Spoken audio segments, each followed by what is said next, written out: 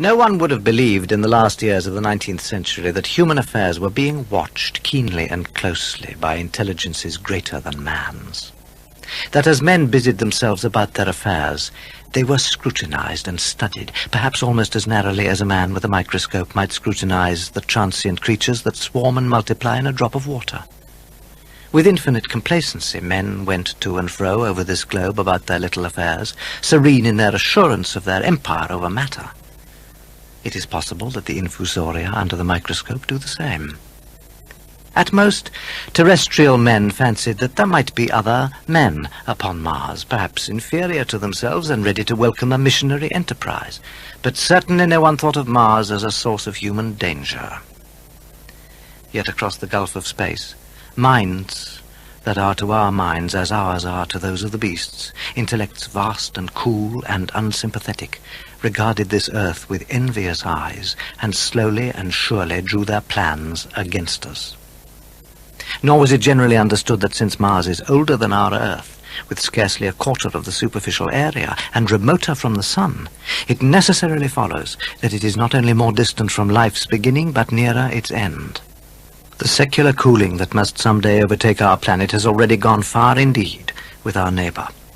Its physical condition is still largely a mystery, but we know now that even in its equatorial region, the midday temperature barely approaches that of our coldest winter.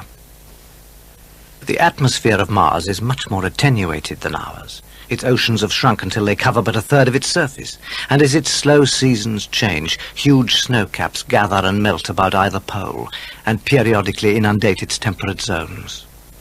That last stage of exhaustion, which to us is still incredibly remote, has become a present-day problem for the inhabitants of Mars. And looking across space with instruments and intelligences such as we have scarcely dreamt of, they see at its nearest distance of only 35 million of miles sunward of them a morning star of hope, our own warmer planet, green with vegetation and blue with water, with a cloudy atmosphere eloquent of fertility. And we men, the creatures who inhabit this earth, must be to them at least as alien and lowly as are the monkeys and lemurs to us. The intellectual side of man already admits that life is an incessant struggle for existence, and it would seem that this too is the belief of the minds upon Mars. Their world is far gone into its cooling, and our world is still crowded with life, but crowded only with what they regard as inferior animals. To carry warfare sunward is indeed their only escape from the destruction that generation after generation creeps upon them. The Martians seem to have calculated their descent with amazing subtlety. Their mathematical learning is evidently far in excess of ours, and to have carried out their preparations with a well-nigh perfect unanimity. Had our instruments permitted it, we might have seen the gathering trouble far back in the 19th century. Men like Schiaparelli watched the red planet. It is odd, by the way, that for countless centuries Mars has been the star of war. But they failed to interpret the fluctuating appearances of the markings they mapped so well. All that time, the Martians must have been getting ready. It is almost 6 years now since the storm burst upon us. That year, as Mars approached opposition, Lavelle of Java set the wires of the astronomical exchange palpitating with the amazing intelligence of a huge outbreak of incandescent gas upon the planet. His spectroscope indicated a mass of flaming gas, chiefly hydrogen, moving with an enormous velocity towards the Earth. He compared it to a colossal puff of flame, suddenly and violently squirted out of the planet. He described it as similar in effect to the flaming gases rushing out of the mouth of a gun. A singularly appropriate phrase, it proved.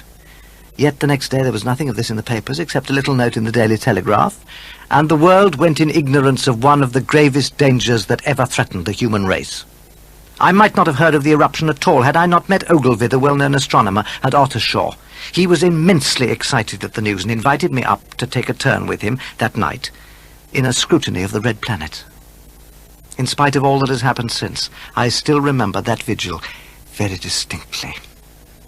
I can still see the black and silent observatory, the shadowed lantern throwing a feeble glow upon the floor in the corner, the little slit in the roof, an oblong profundity with the stardust streaked across it. Looking through the telescope, one saw a circle of deep blue with the little red planet swimming in the field. It seemed such a small thing, so bright and still, faintly marked with transverse stripes and slightly flattened from the perfect round.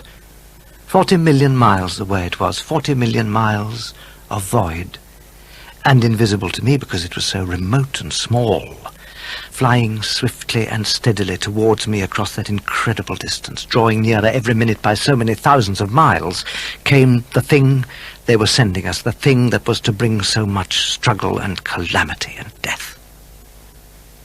That night, too, there was another jetting out of gas from the distant planet. I saw it. A reddish flash at the edge, the slightest projection of the outline of the planet. And another invisible missile started on its way to Earth just a second or so under 24 hours after the first one. Hundreds of observers saw the flame that night and the night after, about midnight, and again the night after, and so for 10 nights, a flame each night. Even the daily papers woke up to the disturbances at last, and popular notes appeared here, there, and everywhere. It seems to me almost incredible now that with that swift fate hanging over us, men could go about their petty concerns as they did. One night, I remember, I went for a walk with my wife. It was starlight, and I explained the signs of the zodiac to her and pointed out Mars, a brilliant dot of light creeping zenithward, towards which so many telescopes were pointed. It was a warm night. Coming home, a party of excursionists from Isleworth passed us singing and playing music. There were lights in the upper windows of the houses as the people went to bed. From the railway station in the distance came the sound of shunting trains, ringing and rumbling, softened almost into melody by the distance. It all seemed so safe and tranquil. And yet, all unsuspected, those missiles the Martians had fired at us drew earthward, rushing now at a pace of many miles a second through the empty gulf of space.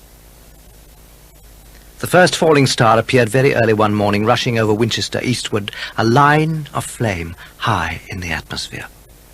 Albin described it as leaving a greenish streak behind it that glowed for some seconds. Denning, our greatest authority on meteorites, stated that the height of its first appearance was about 90 or 100 miles. I was at home, working late, and writing in my study at the time, and although my French windows faced southeastwards and the blind was up, I saw nothing of it. Yet this strangest of all things that ever came to Earth from outer space must have fallen while I was sitting there, visible to me had I only looked up as it passed.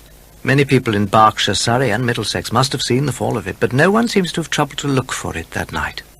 Ogilvy had seen it, however, and he set out soon after dawn with the idea of finding it, and find it he did, not far from the sandpits on the common between Horsell, Ottershaw and Woking.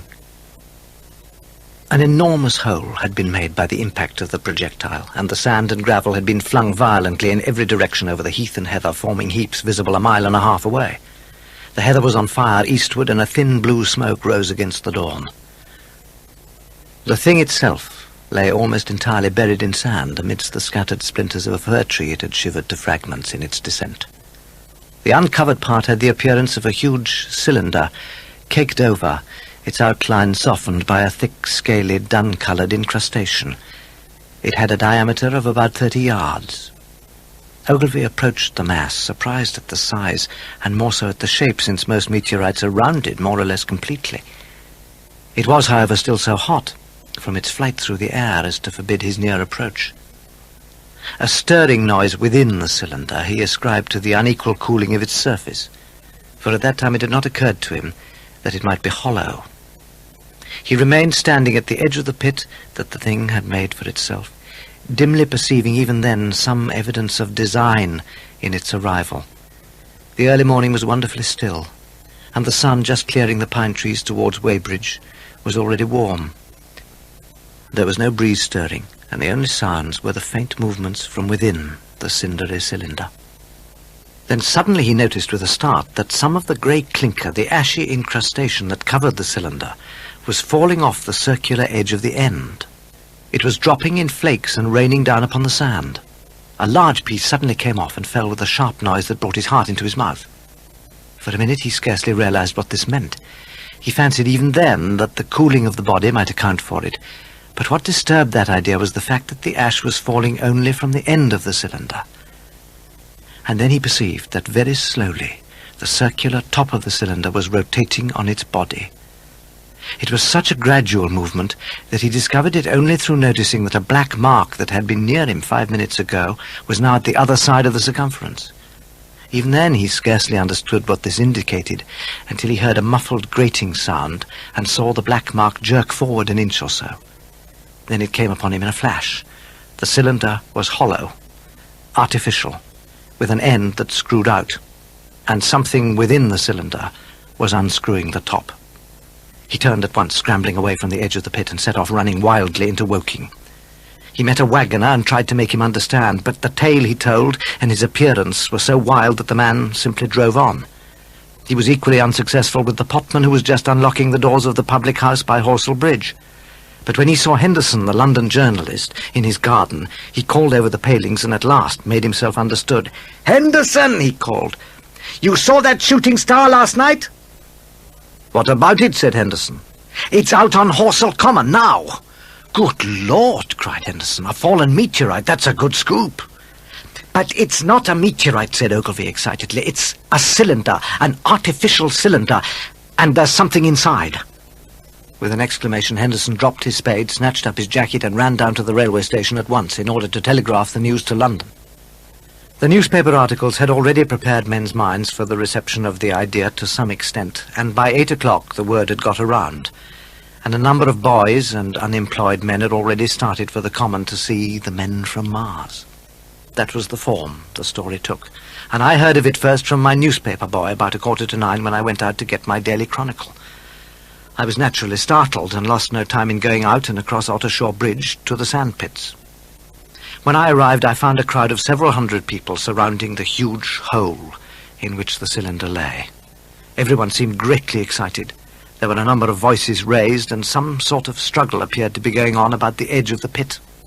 As I drew nearer, I heard Ogilvy's voice shouting, "Keep back! Keep back!" A boy came running towards me. "It's a-moving!" he shouted as he passed. "I don't like it! I'm a-going home!" The crowd swayed a little, and I elbowed my way through. "He's fallen in the pit!" a voice shouted. I reached the edge of the pit, and Ogilvy saw me. "I say!" he shouted. "Help keep those idiots back! We don't know what's in this confounded thing!" A young man was standing on the cylinder itself and trying to scramble out of the hole. The pressure of the crowd had pushed him in. Nearly 2 feet of shining screw now projected from the end of the cylinder, and as I watched, the screw came out completely, and the lid of the cylinder fell upon the gravel with a ringing concussion. I think everyone expected to see a man emerge, possibly something a little unlike us terrestrial men, but in all essentials a man. I know I did, but what we did see was something resembling a little grey snake, about the thickness of a walking stick, which coiled up out of the blackness within the cavity and wriggled in the air towards us. It was followed by another and another, until 8 of these tentacles waved sinuously in the air before our eyes. A sudden chill came over me. There was a loud shriek from a woman behind, and astonishment gave place to horror on the faces of the people about me. Then a big, greyish, rounded bulk, the size perhaps of a bear, rose slowly and painfully out of the cylinder. As it bulged up and caught the light, it glistened like wet leather. 2 large, dark-coloured eyes regarded us steadfastly. There was a mouth under the eyes, the brim of which quivered and panted and dropped saliva. There was something fungoid in the oily brown skin, something in the clumsy deliberation of the movements unspeakably terrible. Even at this first encounter I was overcome with disgust and dread. Suddenly the monster vanished. It had toppled over the brim of the cylinder and fallen into the pit, with a thud like the fall of a great mass of leather. I heard it give a peculiar, thick cry, and forthwith a second creature appeared darkly in the deep shadow of the aperture. At that the crowd turned and rushed madly, blindly for the cover of the trees surrounding the common. I made for the nearest group of trees, perhaps 100 yards away, and there, among some young pines and furze bushes, I stopped, panting, and awaited further developments. And then, with a renewed horror, I saw a round, black object bobbing up and down on the edge of the pit. It was the head of the young man who had fallen in. He got his shoulder and knee up, and then he slipped back again until only his head was visible. Suddenly he vanished, and a faint shriek reached me through the afternoon air. The afternoon was fading to twilight before anything further happened. There had scarcely been an intimation of movement from the pit, and it was this, as much as anything, that gave people courage. As the dusk came on, a slow, intermittent movement upon the sandpits began, a movement that seemed to gather force as the stillness of the early evening about the cylinder remained unbroken. Vertical black figures in twos and threes would advance, stop, watch, and advance again, spreading out as they did so in a thin, irregular crescent. I too began to move towards the pit. And then, within 30 yards of the pit edge, advancing from the direction of Horsell, I noticed a little black knot of men, the foremost of whom was waving a white flag. I learned later that it had been decided that since the Martians were, in spite of their repulsive forms, evidently intelligent creatures, it might be advantageous to show them by approaching them with signals that we too were intelligent. Flutter, flutter went the little flag, first to the right, then to the left. Closer and closer the little knot of men approached the edge of the pit. And then, suddenly, there was a flash of light, and a quantity of luminous greenish smoke came out of the pit in 3 distinct puffs which drove up one after the other straight into the still air.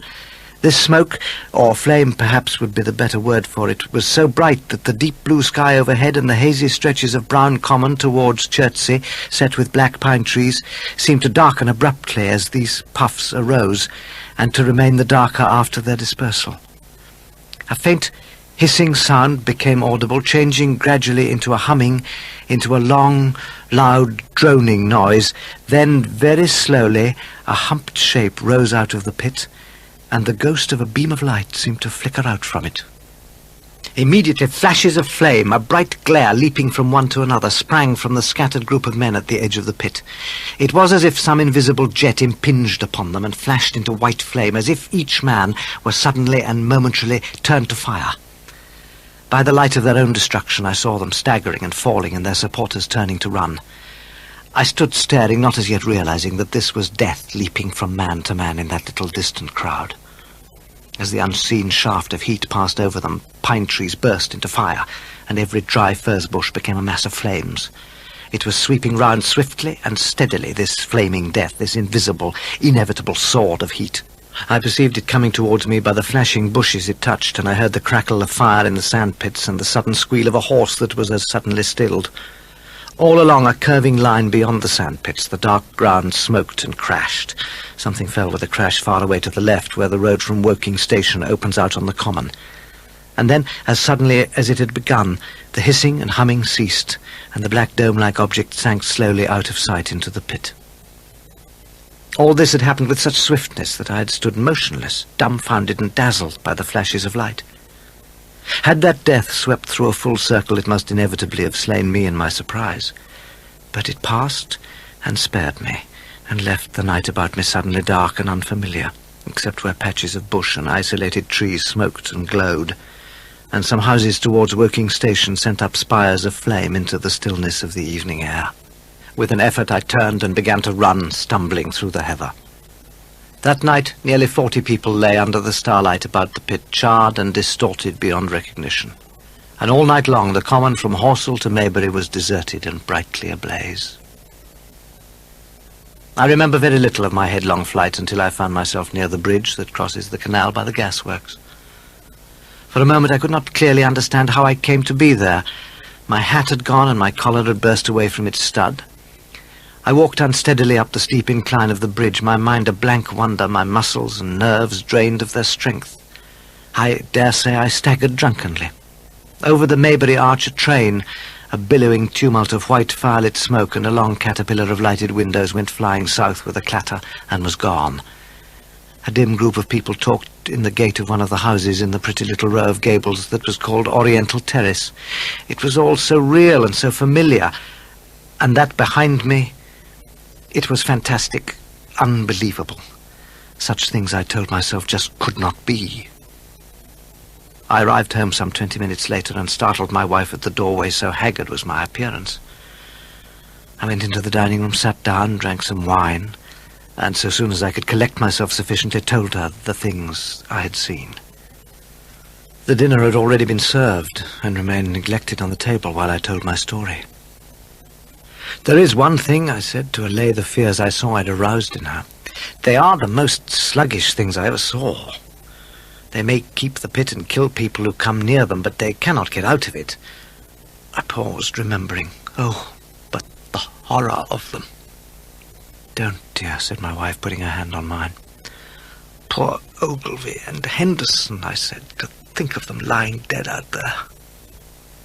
When I saw how deadly white my wife's face was, I tried to reassure her again. I began to comfort her, and myself, by repeating all I knew of the impossibility of the Martians establishing themselves on the Earth. In particular, I laid stress on the gravitational difficulty. On the surface of the Earth, the force of gravity is 3 times what it is on the surface of Mars. A Martian, therefore, would weigh 3 times more than on Mars, albeit his muscular strength would be the same. His own body would be a cope of lead to him. That indeed was the general opinion, and both the Times and the Daily Telegraph insisted on it the next morning. But both overlooked, just as I did, 2 obvious modifying influences. The atmosphere of the Earth contains far more oxygen than does that of Mars. The invigorating influences of this excess of oxygen upon the Martians indisputably did much to counterbalance the increased weight of their bodies. And in the second place, we all overlooked the fact that such mechanical intelligence as the Martians possessed was quite able to dispense with muscular exertion at a pinch. But I did not consider these points at the time, and so my reasoning was dead against the chances of the invaders. With wine and food, the confidence of my own table, and the necessity of reassuring my wife, I grew, by degrees, courageous and secure. "They've done a foolish thing," said I, fingering my wine-glass. "They're dangerous because no doubt they're mad with terror. Perhaps they expected to find no living things, certainly no intelligent living things. 1 artillery shell in the center of that pit will kill them all." I remember that dinner table with extraordinary vividness even now, my dear wife's sweet, anxious face peering at me from under the pink lampshade, the white cloth with its silver and glass table furniture. For in those days even philosophical writers had many little luxuries. The crimson-purple wine in my glass, all are photographically distinct. I did not know it, but that was the last civilized dinner I was to eat for very many strange and terrible days. So that was the state of things on Friday night. In the center, sticking into the skin of our old planet Earth like a poisoned dart, was the cylinder. But the poison was scarcely working yet. Around it was a patch of silent common smouldering in places, with a few dark, dimly seen objects lying in contorted attitudes, and here and there a burning bush or tree. Beyond, and at a safe distance, well away from the common itself, there was a fringe of excitement, a curious crowd of people coming and going, both on the Chobham and Horsell bridges. 1 or 2 adventurous souls, it was afterwards found, went into the darkness and crawled quite near the Martians. But they never returned, for now and again a light ray, like the beam of a warship searchlight, swept the common, and the dreadful heat ray was ready to follow. And all night long the Martians were hammering and stirring, sleepless, indefatigable, at work upon the machines they were making ready, and ever and again a puff of greenish-white smoke whirled up to the starlit sky. About 11 o'clock, a company of soldiers came through Horsell and deployed along the edge of the common to form a cordon. Later, a second company marched through Chobham to deploy on the north side of the common. The colonel of the regiment came to the Chobham bridge and was busy questioning the crowd at midnight, and at about the same time a squadron of hussars, 2 Maxim guns, and about 400 men of the Cardigan regiment started from Aldershot. The military authorities were now certainly alive to the seriousness of the business. A few seconds after midnight, the crowd in the Chertsey Road at Woking saw a star fall from the heavens into the pine woods to the northwest. It fell with a greenish light, causing a flash like summer lightning. This was the second cylinder. Saturday lives in my memory as a day of suspense. It was a day of lassitude, too, with a rapidly fluctuating barometer. I had slept but little, and I rose early and went into my garden before breakfast. I stood listening, but towards the common there was nothing stirring but a lark. After breakfast, instead of working, I decided to walk down towards the common. Under the railway bridge I found a group of soldiers, sappers, I think, men in small round caps, dirty red jackets unbuttoned and showing their blue shirts, dark trousers and boots coming to the calf. They told me no one was allowed over the canal, and looking along the road towards the bridge I saw one of the Cardigan men standing sentinel there. I did not succeed in getting a glimpse of the common, for even Horsell and Chobham church towers were in the hands of the military authorities. The soldiers I addressed didn't know anything. The officers were mysterious as well as busy. I found people in the town quite secure again in the presence of the military. The soldiers had made the people on the outskirts of Horsell lock up and leave their houses. I must confess, the sight of all this armament, all this preparation, greatly excited me. My imagination became belligerent and defeated invaders in a dozen striking ways. Something of my schoolboy dreams of battle and heroism came back. It hardly seemed a fair fight to me at that time. The Martians seemed very helpless in that pit of theirs. About 3 o'clock on Saturday afternoon, there began the thud of a gun at measured intervals from Chertsey or Addlestone. I learnt that the smouldering pine wood into which the second cylinder had fallen was being shelled in the hope of destroying that object before it opened. It was not until about 5 o'clock, however, that a field gun reached Chobham for use against the first body of Martians. About 6 in the evening, as I sat at tea with my wife in the summer house, talking vigorously about the battle that was lowering upon us, I heard a muffled detonation from the common, and immediately after a gust of firing. Close on the heels of that came a violent, rattling crash quite close to us that shook the ground, and starting out upon the lawn, I saw the tops of the trees about the Oriental College burst into smoky red flame, and the tower of the little church beside it slide down into ruin. The pinnacle of the tower of the college had vanished, and the roofline of the college building itself looked as if a 100-ton gun had been at work upon it. One of our chimneys cracked as if a shot had hit it, flew up and came clattering down the tiles to land a heap of broken red fragments upon the flower bed by my study window. I and my wife stood amazed. Then I realized that the crest of Maybury Hill upon which our house stood must be within range of the Martians' heat ray, now that the college was cleared out of the way. At that I gripped my wife's arm and without ceremony ran her out into the road. Then I fetched out the servant. "We can't possibly stay here," I said, and as I spoke, the firing reopened for a moment on the common. "But where are we to go?" said my wife in terror. I thought for a moment and then remembered my cousins. "Leatherhead!" I shouted above the sudden noise. My wife looked away from me downhill. The people were coming out of their houses, astonished. "How are we to get to Leatherhead?" my wife shouted. "Stop here," I said. "Keep under cover, down here by this hedge." And I started off at a run for the Crown and Anchor, for I knew the landlord there had a horse and dog cart. I ran, for I perceived that in a moment everyone on this side of the hill would be moving. Down the hill I saw a bevy of hussars ride under the railway bridge. 3 galloped past me, and in through the open gates of the Oriental College. 2 others dismounted, and began running from house to house. The sun, shining through the smoke that drove up from the tops of the trees, seemed blood-red, and threw an unfamiliar, lurid light upon everything. I found the landlord in his bar, apparently quite unaware of what was going on behind his house. I explained hastily that I thought it wise to leave my house at once, and managed to secure the dog-cart and horse for a fee of £2 and a promise to return it without fail by midnight. At the time it did not seem to me nearly so urgent that the landlord should leave his house. I took care to have the cart there and then, and drove it off down the road. Leaving it in charge of my wife and servant, I rushed into my house and packed a few valuables in a tablecloth, then dragged the bundle out onto the road. The beech trees below the house were burning while I did this, and the palings up the road glowed red. 2 of the dismounted hussars came running up. They were going from house to house, warning people to leave. "What news?" I shouted. One of them turned and yelled, "They're out of the pit!" Then he bawled something about crawling about in a thing like a giant dish cover, and ran on to the gate of the house at the crest, followed by his companion. A sudden whirl of black smoke driving across the road hid them for a moment. Hastily bundling everything into the dog-cart, I jumped up into the driver's seat beside my wife.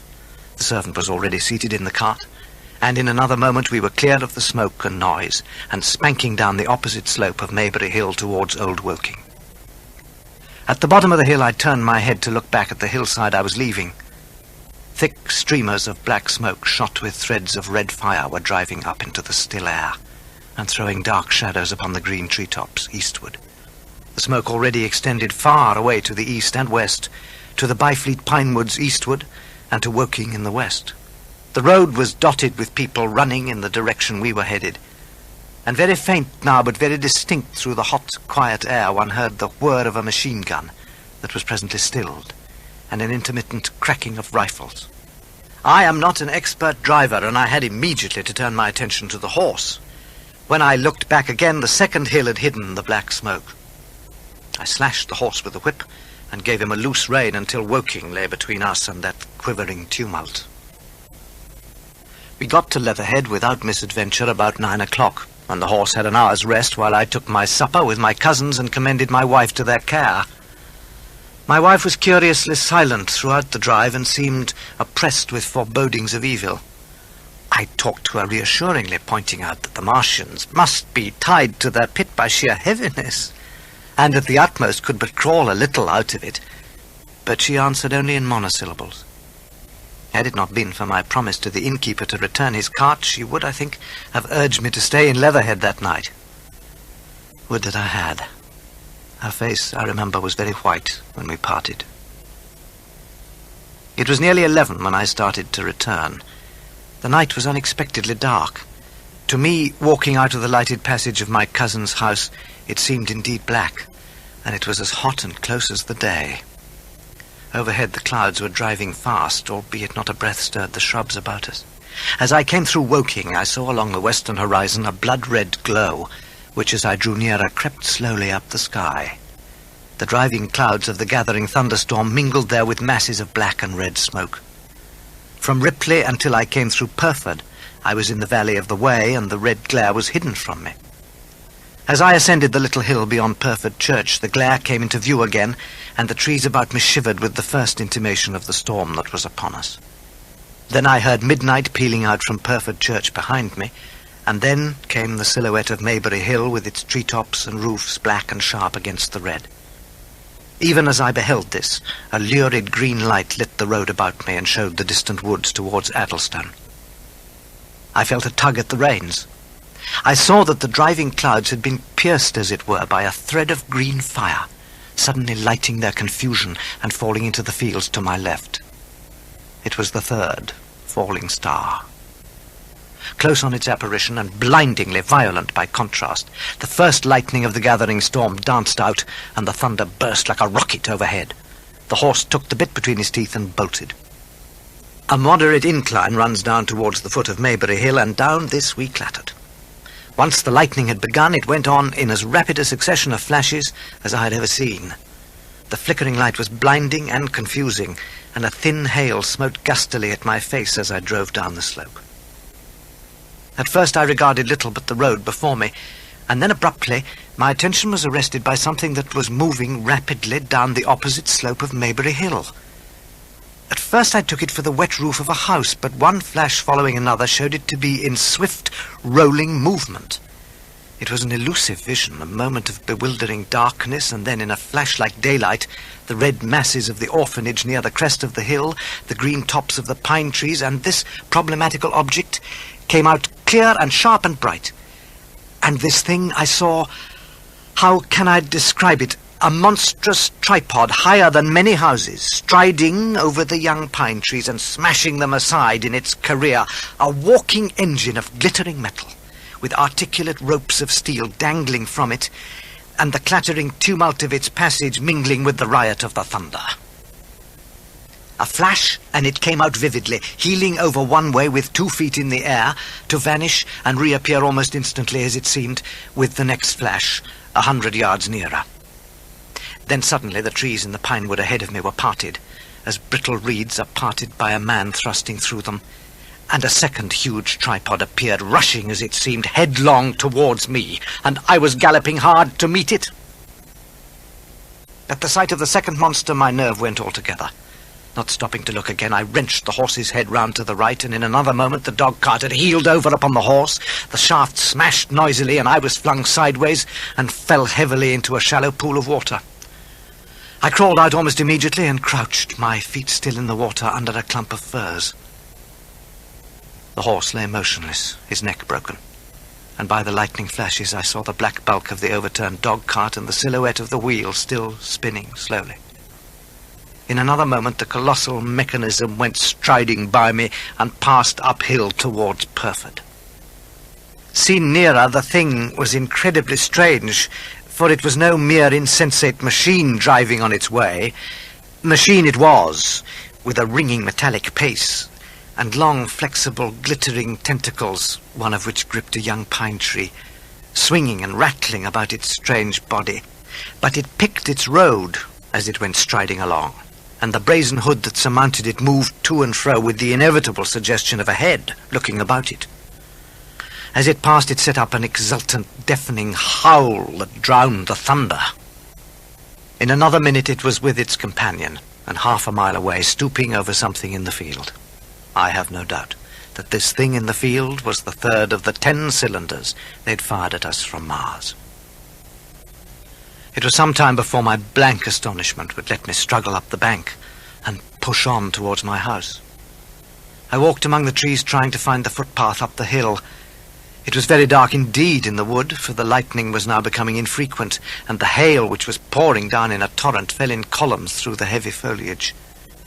Near the top of the hill I stumbled upon something soft, and by a flash of lightning saw between my feet a heap of black broadcloth and a pair of boots. Overcoming the repugnance natural to one who had never before touched a dead body, I turned him over to feel for his heart. His neck was broken, and he was quite dead. The lightning flashed a second time, and his face leapt upon me. It was the landlord of the Crown and Anchor. I stepped over him gingerly and pushed on up the hill. Reaching my house, I let myself in with my latchkey, closed, locked, and bolted the door, staggered to the foot of the staircase, and sat down, shivering violently. After a time, I discovered that I was cold and wet, and with little pools of water about me on the stair carpet. I got up almost mechanically, went into the dining room and drank some whiskey, and then I was moved to change my clothes. I made my way upstairs to my study. The window of my study looks over the trees and the railway towards Horsell Common. I crept towards the window, and as I did so, the view opened out until, on the one hand, it reached to the houses about Woking Station, and on the other, to the charred and blackened pine woods of Byfleet. There was a light down below the hill on the railway near the arch, and several of the houses along the Maybury Road and the streets near the station were glowing ruins. The light upon the railway puzzled me at first. There was a black heap and a vivid glare, and to the right of that a row of yellow oblongs. But then I perceived that this was a wrecked train, the foreparts smashed and on fire, the hinder carriages still upon the rails. Between these 3 main centres of light, the houses, the train, and the burning country towards Chobham, stretched irregular patches of dark country, broken here and there by intervals of dimly glowing and smoking ground. And this was the little world in which I'd been living securely for years, this fiery chaos. What had happened in the last few hours I still did not know. Nor did I know, though I was beginning to guess, the relation between these mechanical colossi and the sluggish lumps I'd seen disgorging from the cylinder. I stared at the 3 gigantic black things that were going to and fro in the glare about the sandpits. They seemed amazingly busy. I began to ask myself what they could be. Were they intelligent mechanisms, or did a Martian sit within each, ruling, directing, using, much as a man's brain sits and rules in his body? I began to compare the things to human machines, to ask myself for the first time in my life how an ironclad or a steam engine would seem to an intelligent lower animal. All through the long night I sat at my study window looking at the desolation below me. And then, as the dawn grew brighter, I got up and went quietly downstairs.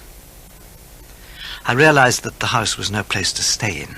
My plan was to return at once to Leatherhead, and so greatly had the strength of the Martians impressed me that I determined to take my wife to Newhaven and go with her out of the country forthwith. For I'd already perceived clearly that the country about London must inevitably be the scene of a disastrous struggle before such creatures as these could be destroyed. Between me and Leatherhead, however, lay the 3rd cylinder with its guarding giants. I determined, therefore, to go northward under cover of the woods and make a big detour by Weybridge and Epsom to reach Leatherhead. I filled a flask with whiskey and lined every available pocket with packets of biscuit and slices of meat. Then I crept out of the house and ran as quickly as I could down the road by which I'd come overnight. In the road lay a group of 3 charred bodies close together, struck dead by the heat ray. And here and there were things that people had dropped, a clock, a slipper, a silver spoon, and the like poor valuables. At the corner turning up towards the post office, a little cart filled with boxes and furniture, and horseless, heeled over on a broken wheel. There did not seem to be a living soul on Maybury Hill. The majority of the inhabitants had escaped, I suppose, by way of the old Woking Road. There was not a breath of wind this morning, and everything was strangely still as I hurried along, cutting through the woods towards Byfleet. At Byfleet Station I emerged from the pine trees and found the country calm and peaceful under the morning sunlight. I was far beyond the range of the heat ray here, and had it not been for the silent desertion of some of the houses, the stirring movement of packing in some of the others, and the knot of soldiers standing on the bridge over the railway and staring down the line towards Woking, the day would have seemed very like any other Sunday. I reached Weybridge at about noon to find the whole place in such confusion as I'd never seen in any town before. Carts and carriages everywhere, the most astonishing miscellany of conveyances and horseflesh. The respectable inhabitants of the place, men in golf and boating costume, wives prettily dressed, were packing, riverside loafers energetically helping, children excited and for the most part delighted at this astonishing variation of their Sunday experience. In the midst of it all, the worthy vicar was very pluckily holding an early celebration, and his bell was jangling out above the excitement. As I crossed the railway bridge, I saw that a growing crowd of people had assembled in and about the station, and the swarming platform was piled with boxes and packages. The ordinary traffic had been stopped, I believe, in order to allow the passage of troops and guns to Chertsey, and I've heard since that a savage struggle occurred for places in the special trains that were put on at a later hour. I found myself at the place near Shepperton Lock, where the Wey and the Thames join. The Wey has a treble mouth, and at this point boats are to be hired, and there was a ferry across the river. Along the bank of the river, an excited and noisy crowd of fugitives had assembled. As yet the flight had not grown to a panic, but there were already far more people than all the boats going to and fro could enable to cross. People came panting along under heavy burdens.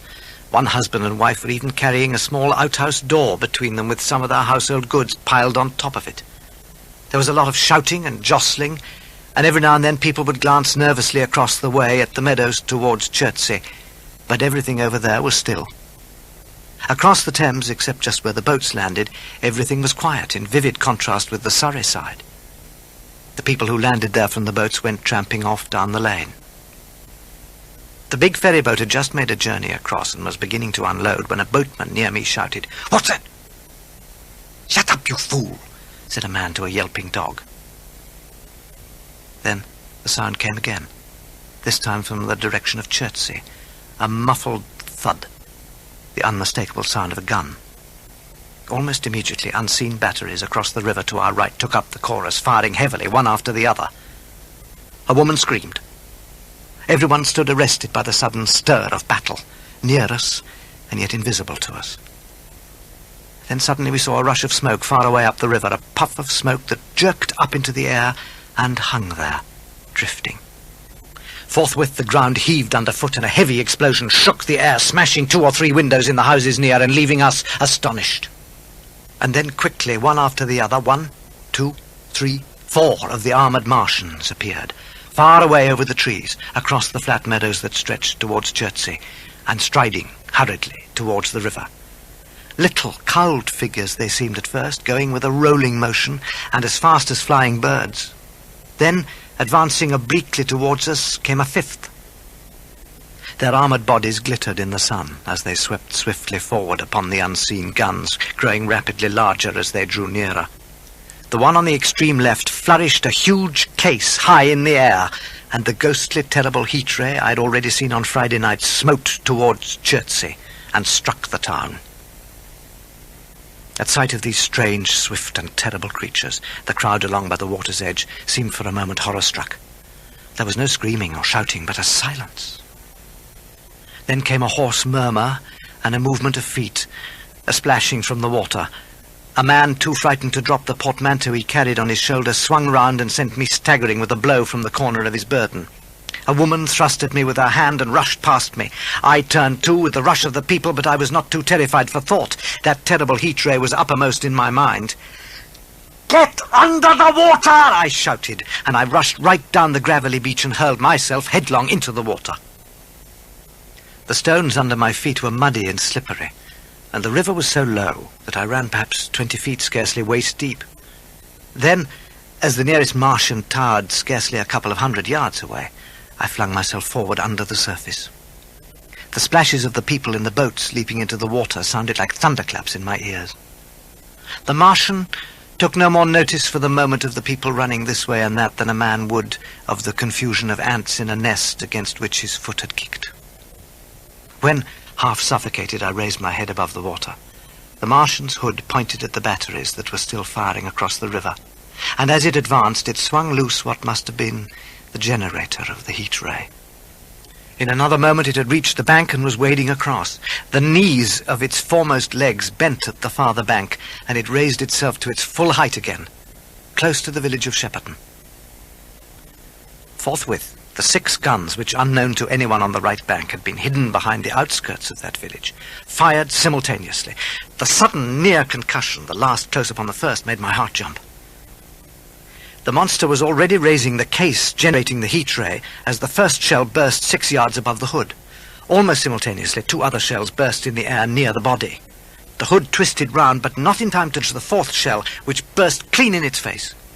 The hood flashed, and was whirled off in a dozen tattered fragments of red flesh and glittering metal. "A hit! A hit!" I shouted with something between a scream and a... I heard answering shouts from the people in the water about me. The decapitated colossus reeled like a drunken giant, but recovered its balance and lurched towards Shepperton. I knew now these giants were indeed machines, and that a Martian sat in the hood of each, directing and controlling it. The living intelligence, the Martian within the hood of the machine before us, was slain and splashed to the 4 winds of heaven, and the thing was now but a mere intricate device of metal whirling to destruction. It drove along in a straight line, incapable of guidance. It struck the tower of Shepperton Church, smashing it down as the impact of a battering ram might have done, swerved aside, blundered on, and collapsed with a tremendous impact into the river, out of my sight. A violent explosion shook the air, and a spout of water, steam, mud, and shattered metal shot far up into the sky. As the generator of the heat ray hit the water, it flashed into steam, and in another moment a huge wave, like a muddy tidal bore, but almost scaldingly hot, came sweeping round the bend upstream. I saw people struggling shorewards and heard their screaming and shouting faintly above the seething and roar of the Martian's collapse. I splashed through the tumultuous water until I could see round the bend. 6 deserted boats pitched aimlessly upon the confusion of the waves. The fallen Martian lay across the river downstream, for the most part submerged. Thick clouds of steam were pouring off the wreckage, and the gigantic limbs churned the water and flung a thick spray of mud and froth into the air. The tentacles swayed and struck like living arms, and save for the helpless purposelessness of these movements, it was as if some thing struggled for life amidst the waves. Enormous quantities of a ruddy brown fluid were spurting up in noisy jets out of the machine. My attention was diverted by a furious yelling, and I saw a man knee-deep near the towpath shouting and pointing. Looking back, I saw the other Martians advancing with gigantic strides down the river bank from the direction of Chertsey. The Shepperton guns spoke this time unavailingly. At that I ducked under the water and, holding my breath, blundered painfully along under the surface as long as I could. The water was in a tumult about me and rapidly growing hotter. I raised my head to take breath and saw the Martians. They had passed me by, and 2 were stooping over the frothing, tumultuous ruins of their comrade. The 3rd and 4th stood beside him in the water, one perhaps 200 yards from me, the other over towards Laleham. The generators of the heat rays waved high, and the hissing beams smote down this way and that. The air was full of sound, a deafening and confusing conflict of noises. The clangorous din of the Martians, the crash of falling houses, the thud of trees, fences, sheds flashing into flame, and the crackling and roaring of fire. Dense black smoke was leaping up to mingle with the steam from the river, and as the heat rays went to and fro over Weybridge, their impact was marked by flashes of incandescent white that gave place at once to a smoky dance of lurid flames. For a moment, perhaps, I stood there, breast high in the almost boiling water, dumbfounded at my position, hopeless of escape. Then suddenly the white flashes of the heat ray came leaping towards me. The houses caved in as they dissolved at its touch, and darted out flames. The trees changed to fire with a roar. It flickered up and down the towing path, licking off the people who ran this way and that and came down to the water's edge, not 50 yards from where I stood. It swept across the river to Shepperton, and the water in its track rose in a boiling wheel, crested with steam. In another moment the huge wave, well nigh at the boiling point, had rushed upon me. I screamed aloud, and scalded, half-blinded, agonized, I staggered through the leaping, hissing water towards the shore. I fell helplessly, in full sight of the Martians, upon the broad, bare, gravelly spit that runs down to mark the angle of the Wey and the Thames. I expected nothing but death. I have a dim memory of the foot of a Martian coming down within a score of yards of my head, driving straight into the loose gravel, whirling it this way and that, and lifting again. Of a long moment of suspense, and then of the four carrying the debris of their comrade between them, now clear and then presently faint, through a veil of smoke, receding interminably, as it seemed to me, across a vast space of river and meadow. And then, very slowly, I realized that by a miracle, I had escaped. After giving this sudden lesson in the power of terrestrial weapons, the Martians retreated to their original position upon Horsell Common, and in their haste, and encumbered with the debris of their smashed companion, they overlooked many a stray and unnecessary victim, such as myself.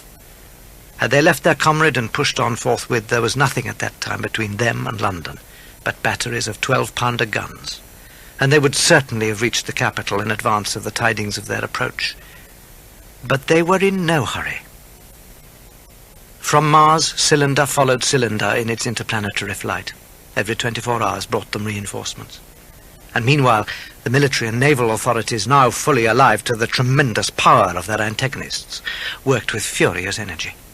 Every minute a fresh gun came into position, until, before twilight, every copse, every row of suburban villas on the hilly slopes about Kingston and Richmond masked an expectant black muzzle. And through the charred and desolated area, perhaps 20 square miles altogether, that encircled the Martian encampment on Horsell Common, crawled the devoted scouts with the heliographs that were presently to warn the gunners of the Martian approach.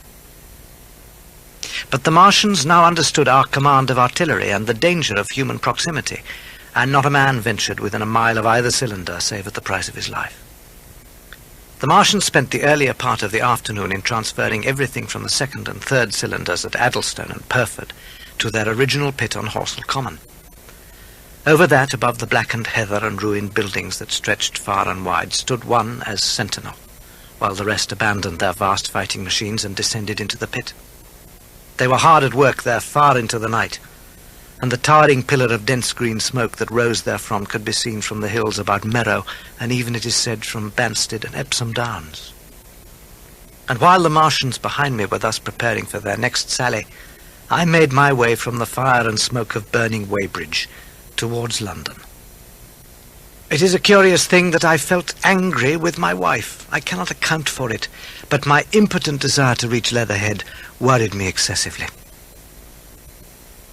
After some time I saw an abandoned boat drifting downstream, and throwing off most of my sodden clothes, I went after it.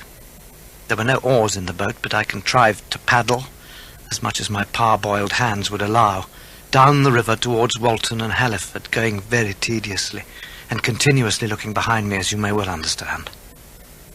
I followed the river because I considered the water gave me my best chance of escape, should the Martians return. For a long time I drifted and paddled, and at last, as the bridge at Walton was coming into sight round the bend, my fever and faintness overcame my fears, and I landed on the Middlesex bank and lay down, deadly sick, amidst the long grass. I probably dozed, because I do not remember the arrival of the curate. I became aware of him as a seated figure in soot-smudged shirt-sleeves, and with his upturned, clean-shaven face staring at the sky. I sat up, and at the rustle of my motion he looked at me quickly. "Have you any water?" I asked abruptly. He shook his head. "You've been asking for water for the last hour," he said. For a moment we were silent, taking stock of one another. I dare say he found me a strange enough figure, scalded, naked save for my water-soaked trousers and socks, and my face and shoulders blackened from the smoke. His face was a fair weakness. His chin retreated, and his hair lay in crisp, almost flaxen curls on his low forehead. His eyes were rather large, pale blue, and blankly staring. He spoke abruptly, looking vacantly away from me. "What does it mean?" he said. "What do these things mean? Why are these things permitted? What sins have we committed?" The morning service was over. I was walking through the road to clear my brain for the afternoon, and then fire, earthquake, death, as if it was Sodom and Gomorrah. All our work undone, all our work. He relapsed into silence, and then broke out again like one demented. "The smoke of her burning goeth up for ever and ever." His eyes flamed, and he pointed a lean finger in the direction of Weybridge. By this time I was beginning to take his measure. The tremendous tragedy in which he'd been involved, it was evident he was a fugitive from Weybridge, had driven him to the very verge of his reason. "What are we to do?" he cried suddenly. "Are these creatures everywhere? Has the earth been given over to them? This must be the beginning of the end, the great and terrible day of the Lord, when men shall call upon the mountains and the rocks to fall upon them and hide them from the face of him that sitteth upon the throne." I struggled to my feet, and standing over him laid my hand on his shoulder. "Be a man," I said. "You're scared out of your wits. What good is religion if it collapses at calamity? Think of what earthquakes and floods, wars and volcanoes have done before to men. Did you think God had exempted Weybridge? He's not an insurance agent." For a time he sat in blank silence. "But how can we escape?" he asked suddenly. "They are invulnerable. They are pitiless." "Neither the one nor perhaps the other," I answered. "And the mightier they are, the more sane and wary should we be. One of them was killed yonder not 3 hours ago." "Killed?" he said, staring about him. "How can God's ministers be killed?" "I saw it happen," I proceeded to tell him. "We have chanced to come in for the thick of it, that's all." "What is that flicker in the sky?" he asked abruptly. I told him it was a heliograph signaling that it was a sign of human help and effort in the sky. "We are in the midst of it," I said, "quiet as it is. That flicker in the sky tells of the gathering storm. Yonder are the Martians and London woods, where those hills rise about Richmond and Kingston, and the trees give cover. Earthworks are being thrown up, and guns are being laid. Presently the Martians will be coming this way again." And even as I spoke, he sprang to his feet and stopped me by a gesture. "Listen," he said. From beyond the low hills across the water came the dull resonance of distant guns and a remote, weird howling. Then everything was still. A cockchafer came droning over the hedge and past us.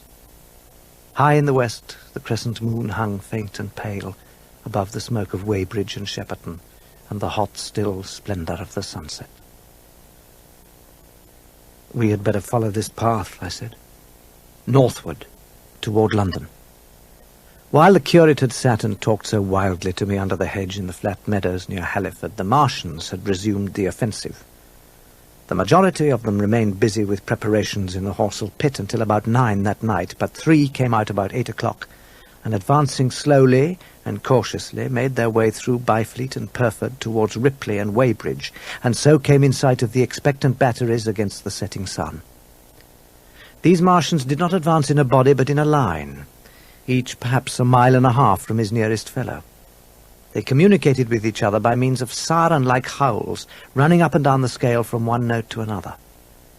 It was this howling and the firing of the guns at Ripley and St. George's Hill that we had heard at Halliford. The Ripley gunners were unseasoned artillery volunteers. They fired one wild, premature, ineffectual volley and bolted on horse and foot through the deserted village, and the Martian walked over their guns serenely without using his heat ray, and so came unexpectedly upon the guns in Painshill Park, which he destroyed. The St. George's Hill men, however, were better led and of better mettle. Hidden by a pine wood as they were, they seemed to have been quite unexpected by the Martian nearest to them. They laid their guns as deliberately as if they'd been on parade, and fired at about 1,000 yards range. The shells flashed all around the Martian, and they saw him advance a few paces, stagger, and go down. Everybody yelled together, and the guns were reloaded in frantic haste. The overthrown Martian set up a prolonged ululation, and immediately a second and third glittering giant answering him appeared over the trees to the south. The whole of the second volley flew wide of the Martian on the ground, and immediately his companions brought their heat rays to bear on the battery. The ammunition blew up, the pine trees all about the guns flashed into fire, and only one or two of the men who were already running over the crest of the hill escaped. The Martian who'd been overthrown crawled tediously out of his hood and apparently engaged in the repair of his machine. About 9 he'd finished, but his cowl was then seen above the trees again. It was a few minutes past 9 that night when these 3 Martians were joined by 4 others, each carrying a thick black tube. A similar tube was handed to each of the 3, and the 7 proceeded to distribute themselves at equal distances along a curved line between St. George's Hill, Weybridge, and the village of Send, southwest of Ripley. At the same time, 4 more, similarly armed with tubes, crossed the river and took up their positions in the huge crescent in absolute silence. It was a crescent with 12 miles between its horns. Facing that crescent everywhere, at Staines, Hounslow, Ditton, Esher, Ockham, behind hills and woods south of the river and across the flat grass meadows to the north of it, the guns were waiting. The Martians had but to advance into the line of fire, and instantly those guns would explode into a thunderous fury of battle. Then, after what seemed an interminable time, the Martian nearest to the guns at Staines raised his tube and discharged it gunwise. There was no flash, no smoke, simply that loaded detonation. Then a second Martian raised his tube and fired, followed swiftly by a third and a fourth, until all the Martians in that vast crescent had discharged their tubes. The earthly artillery made no reply. Everything suddenly became still as the echoes of the concussion died away. Each of the Martians had discharged at some unknown signal by means of the gun-like tube he carried, a huge canister over whatever hill, copse, cluster of houses, or other possible cover for guns chanced to be in front of him. These canisters smashed on striking the ground. They did not explode, and incontinently discharged an enormous volume of a heavy, inky vapour, coiling and pouring upwards in a huge and ebony cumulus cloud, a gaseous hill that sank and spread itself slowly over the surrounding country. And the touch of that vapour, the inhaling of its pungent wisps, was death to all that breathed. It was heavy, this vapour, heavier than the densest smoke, so that after the first tumultuous uprush and outflow of its impact, it sank down through the air and poured over the ground in a manner rather liquid than gaseous, abandoning the hills and streaming into the valleys and ditches and watercourses. And where it came upon water, some chemical action occurred, and the surface would be instantly covered with a powdery scum that sank slowly and made way for more. The vapour itself did not diffuse as a true gas would do. It hung together in banks, flowing sluggishly down the slope of the land and driving reluctantly before the wind. And very slowly it combined with the mist and moisture of the air and sank to the earth in the form of a dust. Once the tumultuous upheaval of its dispersion was over, the black smoke hung so closely to the ground, even before its precipitation, that 50 feet up in the air, on the roofs and upper stories of high houses and even on great trees, there was a chance of escaping its poison altogether. And when it had served its purpose, the Martians cleared the air of it by wading into it and directing a jet of steam upon it. So, setting about it as methodically as men might smoke out a wasp's nest, the Martians spread this strange, stifling vapour over the Londonward country.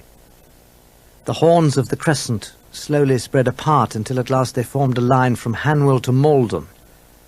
All night through their destructive tubes advanced. Never once after the Martian at St. George's Hill was brought down did they give the artillery a ghost of a chance against them. Wherever there was a possibility of guns being laid for them unseen, a fresh canister of the black vapour was discharged, and where the guns were openly displayed, the heat ray was brought to bear. Before dawn, the black vapour was pouring through the streets of Richmond, and the disintegrating organism of government was, with a last expiring effort, rousing the population of London to the necessity of flight.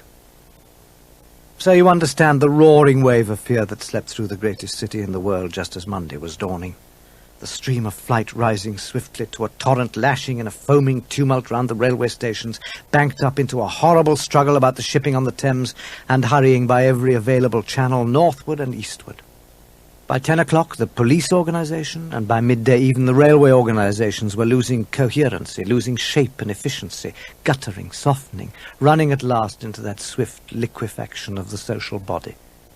All the railway lines north of the Thames and the southeastern people at Cannon Street had been warned by midnight on Sunday, and trains were being filled. People were fighting savagely for standing room in the carriages, even at 2 o'clock. By 3, people were being trampled and crushed, even in Bishopsgate Street. A couple of 100 yards or more from Liverpool Street Station, revolvers were fired, people were stabbed, and the policemen who'd been sent to direct the traffic, exhausted and infuriated, were breaking the heads of the people they'd been called out to protect.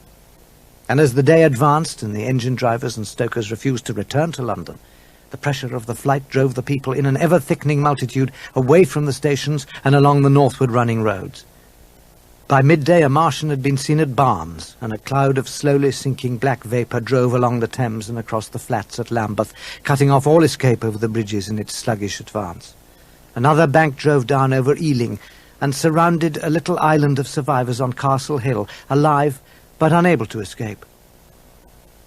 Had the Martians aimed only at destruction, they might on Monday have annihilated the entire population of London as it spread itself slowly through the home counties.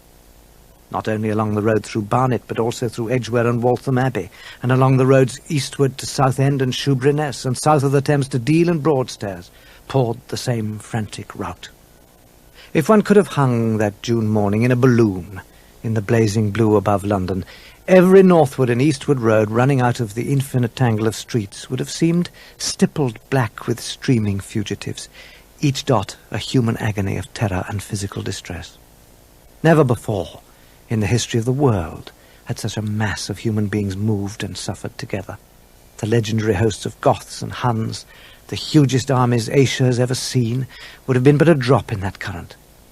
And this was no disciplined march. It was a stampede gigantic and terrible, without order and without a goal. 6 million people unarmed and unprovisioned, driving headlong. Directly below him, the balloonist would have seen the network of streets far and wide, houses, churches, squares, crescents, gardens, already derelict, spread out like a huge map. And in the south and west over Ealing, Richmond and Wimbledon, it would have seemed as if some monstrous pen had flung ink upon the chart. Steadily, incessantly, each black splash grew and spread, shooting out ramifications this way and that, now banking itself against rising ground, now pouring swiftly over a crest into a new-found valley, exactly as a gout of ink would spread itself upon blotting paper.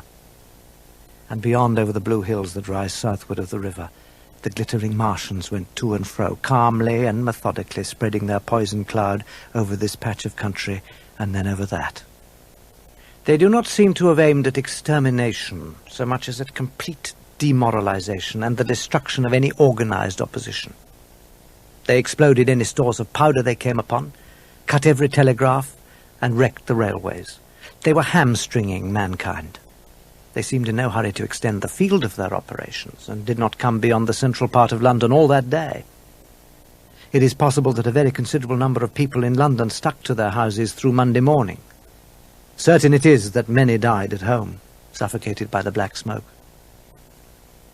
With the coming of the black smoke, the curate and I had taken refuge in a deserted house on some high ground outside Mortlake, and there we remained all day Monday, the day of the panic.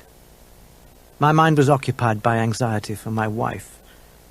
I imagined her at Leatherhead, terrified, in danger, mourning me already as a dead man. My only consolation was to believe that the Martians were moving towards London and away from her. I grew very weary with the curate's perpetual lamentations. I tired of the sight of his selfish despair and kept away from him as far as possible. In the pantry of the house in which we were imprisoned, we'd found a store of food, 2 loaves of bread in a pan, an uncooked steak, and the half of a ham. Bottled beer stood under a shelf, and there were 2 bags of haricot beans and some limp lettuces. The pantry opened into a kind of wash-up kitchen, and in this was firewood, and a cupboard in which we found nearly a dozen bottles of Burgundy, tin soups and salmon, and 2 tins of biscuits. I give this catalogue so precisely because, as it happened, we were destined to subsist upon this store for the next 12 days. It was on the Monday evening, at about 11 o'clock, that the event that was to keep us imprisoned in the house for over a week took place. We were sitting in the kitchen, eating bread and ham and drinking beer, when suddenly there was a blinding flash of vivid green light. Everything in the kitchen leapt out, clearly visible in the green and black, and then vanished again. And then followed such a concussion as I have never heard before or since. So close on the heels of this as to seem instantaneous came a thud behind me, a clash of glass, a crash and a rattle of falling masonry all about us, and incontinently the plaster of the ceiling came down upon us, smashing into a multitude of fragments upon our heads. I was knocked headlong across the floor against the oven handle and stunned. When I came to, we were in darkness, and my face was wet with blood from a cut forehead. For some time I could not recollect what had happened. Then things came to me slowly. A bruise on my temple asserted itself. "Are you better?" asked the curate in a whisper. "Don't move. The floor is covered with smashed crockery from the dresser. You can't possibly move without making a noise, and I fancy they are outside." We both sat quite silent, so that we could scarcely hear one another breathing. Everything seemed deadly still, though once something near us, some plaster or broken brickwork, slid down with a rumbling sound. Outside and very near us, an intermittent metallic rattling began to grow in intensity. "A Martian," whispered the curate. But the sound was not like that of the heat ray, and for a moment I thought that one of the great fighting machines had stumbled against the house, as I'd seen one stumble against the tower of Shepperton Church. Our situation was so strange and incomprehensible that for 3 or 4 hours, until the dawn came, we scarcely moved. And then the light filtered in, not through the window, which remained black, but through a triangular aperture between a beam and a heap of broken bricks in the wall behind us. The interior of the kitchen we now saw greyly for the first time. The window had been burst in by a mass of garden mould which flowed over the table at which we'd been sitting and lay about our feet. Outside, the soil was banked high against the house. The floor was littered with smashed hardware. The end of the kitchen towards the house was broken in, and since the daylight shone in there, it was evident that the greater part of the house had collapsed. As the dawn grew clearer, we saw through the gap in the wall a Martian standing sentinel over a still glowing cylinder. At the sight of that, we crawled as circumspectly as possible out of the twilight of the kitchen into the darkness of the scullery behind. Abruptly, the right interpretation of things dawned on me. "The 5th cylinder," I whispered. "The 5th shot from Mars has struck this house and buried us under the ruins." As we sat with our eyes fixed on the faint light of the kitchen door, there began outside a metallic hammering, and then a violent hooting, and then, after a quiet interval, a hissing like the noise of a vast engine. These noises continued intermittently and seemed, if anything, to increase in number as time wore on. Presently, a measured thudding began, accompanied by a vibration that made everything about us quiver and the vessels in the pantry ring and shift. Once the light was eclipsed, and the ghostly kitchen doorway became absolutely dark. The curate whispered, "God have mercy upon us," and sat quietly whimpering to himself. For a moment or so I waited, and then as the shadow passed from the kitchen doorway, I advanced, crouching and stepping with extreme care amidst the broken crockery that littered the floor. By raising myself cautiously across a fallen beam, I was able to peer through the gap in the wall into what had overnight been a quiet suburban roadway. Vast, indeed, was the change that I beheld. The 5th cylinder had fallen right into the midst of the house, directly across the road from the one in which we were hidden. The building had vanished, completely smashed, pulverized, and dispersed by the blow. The cylinder lay now far beneath the original foundations, deep in a hole already vastly larger than the pit I'd looked into at Horsell Common. The earth all round it had been splashed under that tremendous impact. Splashed is the only word, and lay in heaped piles that hid the masses of the adjacent houses. It had behaved exactly like mud under the violent blow of a hammer.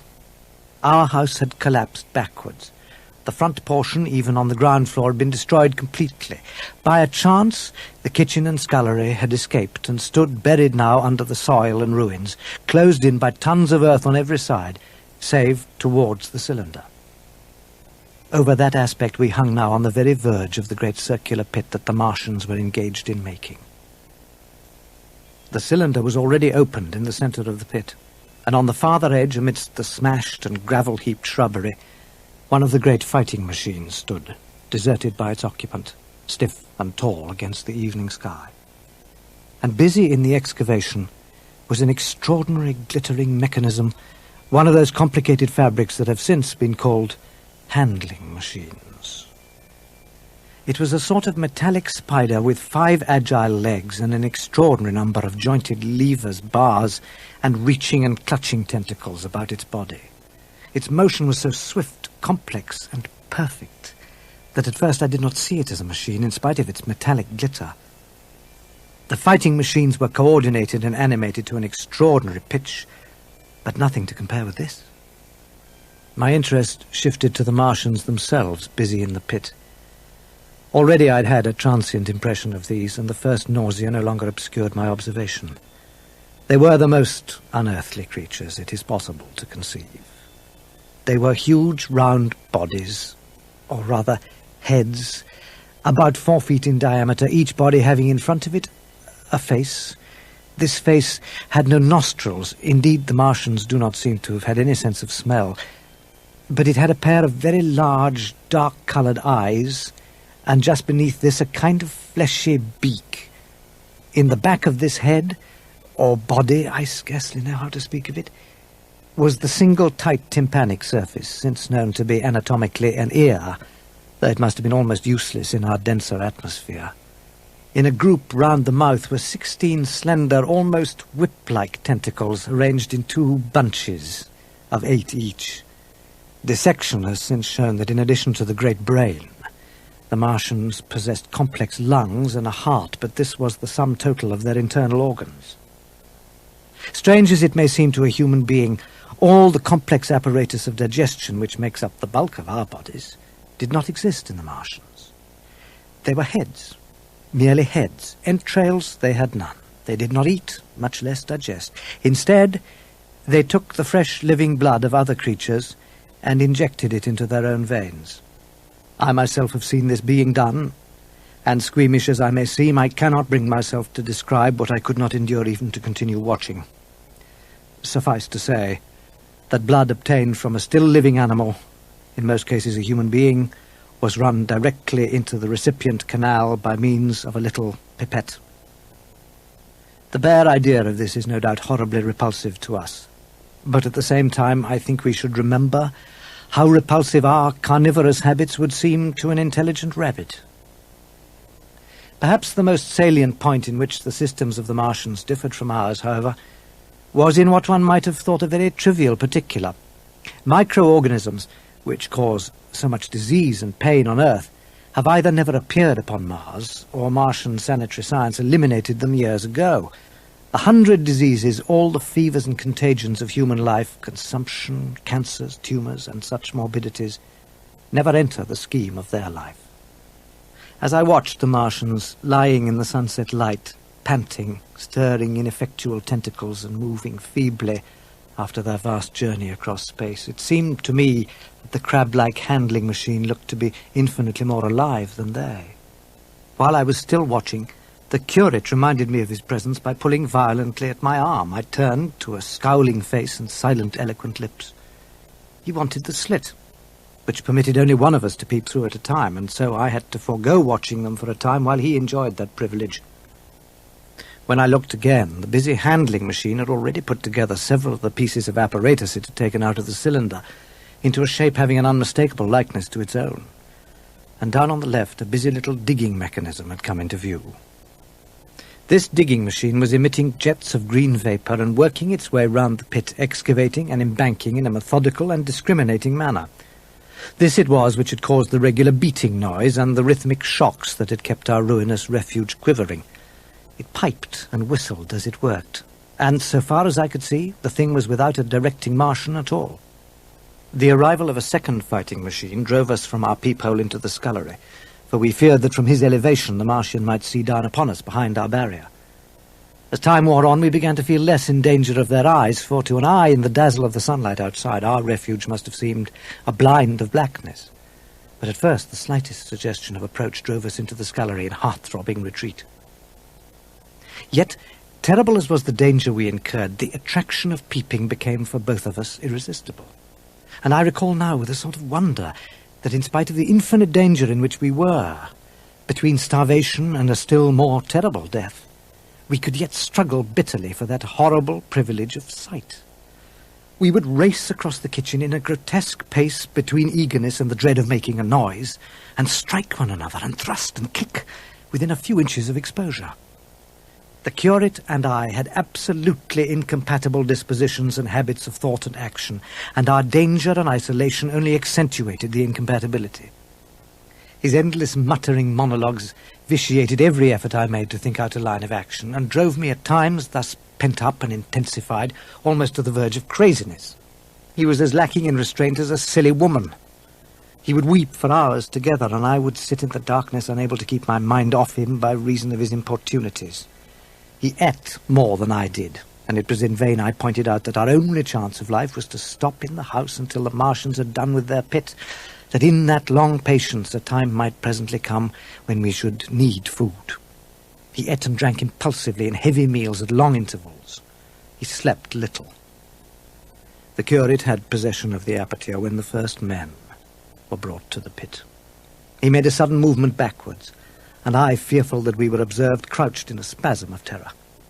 He came sliding down the rubbish and crouched beside me in the darkness, inarticulate, gesticulating, and for a moment I shared his terror. After a little while my curiosity gave me courage, and I clambered up to the slit. At first I could see no reason for his terror. The twilight had come now, the stars were little and faint, but the pit was illuminated by a flickering green fire. The sprawling Martians were no longer to be seen. A fighting machine with its legs contracted, crumpled and abbreviated stood across the corner of the pit. And then, amidst the clangor of the machinery, came a drifting suspicion of human voices that I entertained at first only to dismiss. I crouched, watching the fighting machine closely. As the green flames lifted, I could see the oily gleam of the Martian inside and the brightness of his eyes. And suddenly I heard a yell, and saw a long tentacle reaching over the shoulder of the machine to a little cage that hunched upon its back. Then something struggling violently was lifted high against the sky, a black enigma against the starlight, and as this black object came down again, I saw by the green brightness that it was a man. For an instant he was clearly visible. He was a stout, ruddy, middle-aged man, well-dressed. 3 days before he must have been walking the world a man of considerable consequence. I could see his staring eyes and gleams of light on his studs and watch chain. He vanished behind the mound, and for a moment there was silence. And then began a shrieking and a sustained and cheerful hooting from the Martian. I slid down the rubbish, struggled to my feet, clapped my hands over my ears, and bolted into the scullery.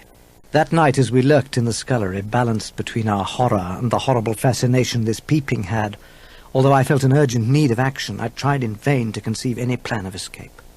But afterwards, during the second day, I was able to consider our position with great clearness. The curate, I found, was quite incapable of discussion. Strange terrors had robbed him of reason or forethought. It grew upon my mind, once I could face the facts, that terrible as our position was, there was as yet no justification for absolute despair. Our chief chance lay in the possibility of the Martians making the pit nothing more than a temporary encampment. I also weighed very carefully the possibility of our digging our way out in a direction away from the pit, and I actually spent the better part of that day in the scullery, digging with a hatchet as silently as possible. But when I'd made a hole about a couple of feet deep, the loose earth collapsed noisily, and I did not dare continue. After that, I abandoned altogether the idea of escaping by excavation. It was on the 6th day of our imprisonment that I peeped for the last time, and presently found myself alone. Instead of keeping close to me and trying to oust me from the slit, the curate had gone back into the scullery. I was struck by a sudden thought. I went back quickly and quietly into the scullery. In the darkness I heard the curate drinking. I snatched in the darkness, and my fingers caught a bottle of Burgundy. For a few moments there was a tussle. The bottle struck the floor and broke. We stood panting, threatening one another. In the end I planted myself between him and the food. and told him of my determination to begin a discipline. I divided the food in the pantry into rations to last us 10 days. I would not let him eat any more that day. And so our widened incompatibility ended at last in open conflict. For 2 vast days we struggled in undertones and wrestling conflicts. There were times when I beat and kicked him madly, times when I cajoled and persuaded him, and once I tried to bribe him with the last bottle of Burgundy. But neither force nor kindness prevailed. He was indeed beyond reason. On the 8th day he began to talk aloud instead of whispering, and nothing I could do would moderate his speech. "It is just, O God," he would say over and over again. "It is just. On me and mine be the punishment laid. We have sinned, we have fallen short." Then he suddenly reverted to the matter of the food I withheld from him, praying, begging, weeping, at last threatening. He began to raise his voice. I prayed him not to, but he perceived a hold on me. He threatened he would shout and bring the Martians upon us. I defied him, although I felt no assurance that he might not do this thing. But that day, at any rate, he did not. He talked with his voice rising slowly through the greater part of the 8th and 9th days, threats, entreaties, mingled with a torrent of half-sane and always frothy repentance for his vacant sham of God's service. Then he slept a while and began again with renewed strength, so loudly that I must needs make him desist. "Be still," I implored. He rose to his knees, for he had been sitting in the darkness near the copper. "I have been still too long," he said in a tone that must have reached the pit, "and now I must bear witness. Woe unto this unfaithful city! Woe to the inhabitants of this earth!" "Shut up!" I said, rising to my feet, and in a terror lest the Martians should hear us. "Nay, I must speak," he shouted at the top of his voice. "The word of the Lord is upon me." In 3 strides he was at the door of the kitchen. "I must bear witness. I must go. It has already been too long delayed." I put out my hand and felt the meat chopper hanging on the wall. In a flash I was after him. I was fierce with fear. Before he was halfway across the kitchen, I'd overtaken him. With one last touch of humanity, I turned the blade back and struck him with the butt. He went headlong forward and lay stretched on the ground. I stumbled over him and stood panting. He lay still. Abruptly I heard a noise without, the run and smash of slipping plaster, and the aperture in the wall was darkened. I looked up and saw the lower surface of a handling machine coming slowly across the hole. One of its gripping limbs curled amidst the debris. Another limb appeared, feeling its way over the fallen beams. I stood petrified, staring. Then I saw through a sort of glass plate the face and the large dark eyes of a Martian peering. And then a long metallic snake of tentacle came feeling slowly through the hole. I turned by an effort, stumbled over the curate and made for the scullery door. The tentacle was now some 2 yards or more into the room, and twisting and turning with queer, sudden movements this way and that. I forced myself across the scullery, opened the door of the coal cellar, and stood there in the darkness, staring back at the faintly lit doorway into the kitchen, and listening. Then I heard the sound of a heavy body. I knew only too well it was the wretched curate's, being dragged across the floor of the kitchen towards the aperture. I crept into the coal cellar, shut the door, and began to cover myself up as much as I could, and as noiselessly as possible in the darkness, among the firewood and coal. I had no idea if the Martian was aware of my presence, and every now and then I paused to hear if it had thrust its tentacle through the opening again. Some time passed, and then the faint metallic jingle returned. I heard it slowly feeling over the kitchen. Presently I heard it nearer, in the scullery, I judged. I prayed that its length might be insufficient to reach the door of the coal cellar. An age of almost intolerable suspense intervened. Then I heard it fumbling at the latch. It had found the door. The Martian understood doors. It worried at the catch for a minute, perhaps, and then the door opened. In the darkness I could just see the thing, like an elephant trunk more than anything else, waving towards me, and touching and examining the walls, the ceiling, the wood, and the coals. Once even it touched the heel of my boot. I was on the verge of screaming. I bit my hand. Then I heard the slow, deliberate sound creeping away from me, out through the cellar door. I heard it go into the pantry, and the biscuit tins rattled and a bottle smashed.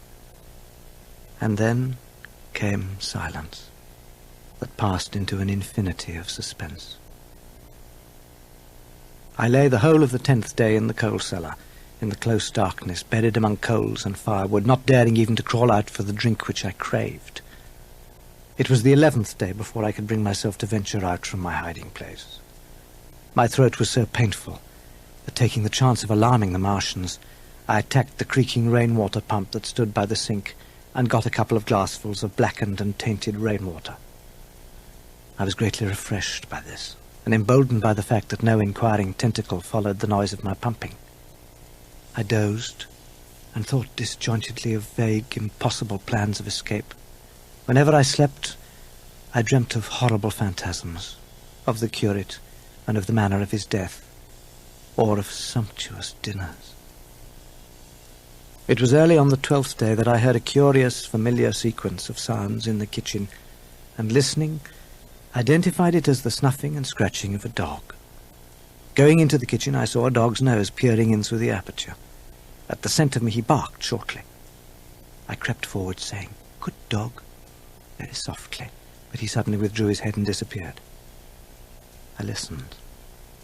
The pit outside was still. I heard a sound like the flutter of a bird's wings and a horse croaking, but that was all. Once or twice I heard a faint pitter-patter like the feet of the dog going hither and thither on the sand far below me. For a long while I lay close to the peephole, and at length, encouraged by the silence, I looked out. Except in the corner, where a multitude of crows hopped and fought over the skeletons of the dead which the Martians had consumed, there was not a living thing in the pit. All the machinery had gone. Slowly I thrust myself out through the aperture and stared about me. I could see in every direction save behind me to the north, and neither Martian nor sign of Martian was to be seen. The pit dropped sheerly from my feet, but a little way along the rubbish afforded a practicable slope to the summit of the ruins. I scrambled to the top of the mound and looked to the northward.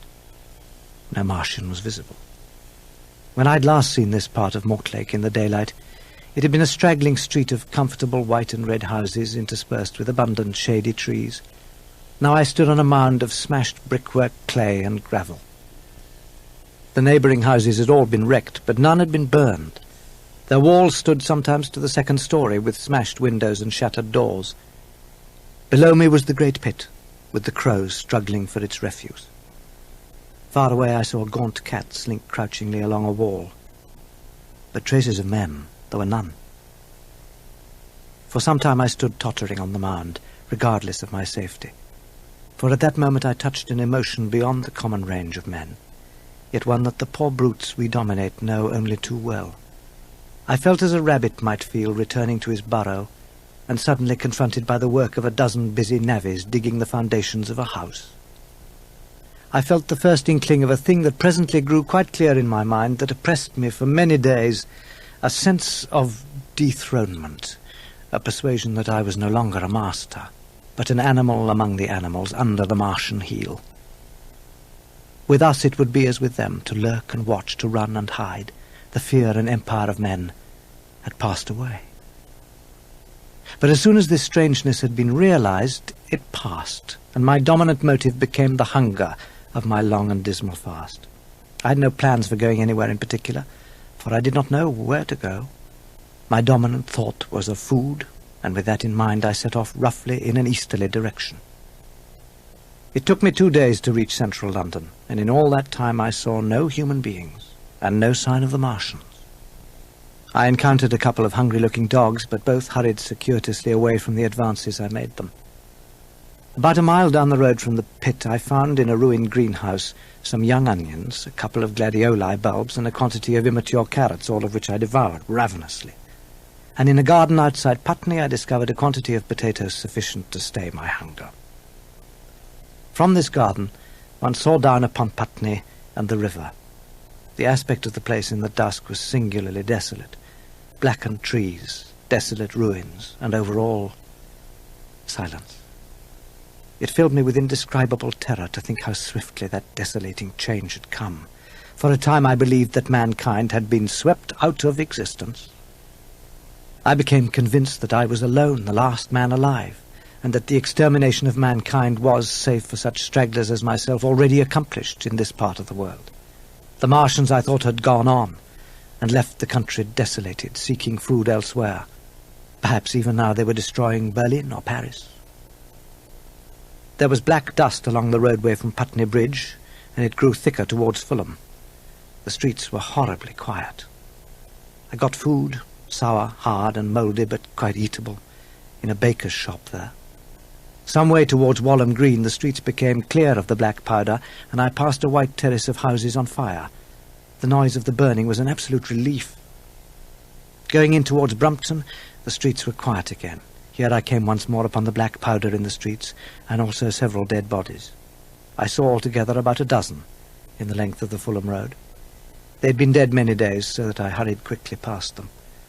The black powder covered them over and softened their outlines. One or two had been disturbed by dogs. Where there was no black powder, it was curiously like Sunday in the city, with its closed shops, the houses locked up and the blinds drawn, the desertion and the stillness. In some places plunderers had been at work, but rarely at other than the provision and wine shops. A jeweller's window had been broken open in one place, but apparently the thief had been disturbed, and a number of gold chains and a watch were scattered on the pavement. Further on was a tattered woman in a heap on a doorstep. The hand that hung over her knee was gashed and bled down her rusty brown dress, and a smashed magnum of champagne formed a pool across the pavement. She seemed asleep, but she was dead. In South Kensington the streets were clear of dead and of black powder.